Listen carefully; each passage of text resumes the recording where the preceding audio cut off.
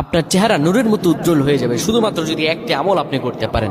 অজু করার সময় পানি যখন আপনার চেহারায় দিবেন, আপনার চেহারায় পানি দেওয়ার সময় শুধুমাত্র একটি দোয়া আপনি পড়বেন, আপনার চেহারা থেকে মেস্তা, ব্রণ এবং চেহারার বিভিন্ন রকম কালো দূর হয়ে যাবে এবং চেহারার সৌন্দর্য এবং লাবণ্য ফুটে উঠবে এবং চেহারায় যেন নূর চলে আসবে ইনশাআল্লাহ। অনেকে দেখা যায় সুন্দর কিন্তু দেখতে ভালো লাগে না, কিন্তু অনেকে কালো কিন্তু তারা দেখতেও ভালো লাগে।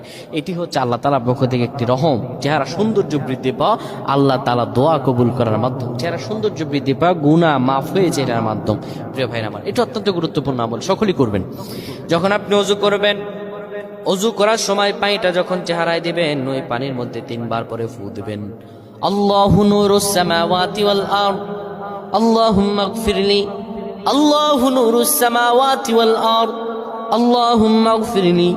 এই দোয়াটি 3 বার পরে সেই পানির মধ্যে ফু দিয়ে পানিটা চেহারার মধ্যে লাগাবেন। আমার আল্লাহ আপনার চেহারার মধ্যে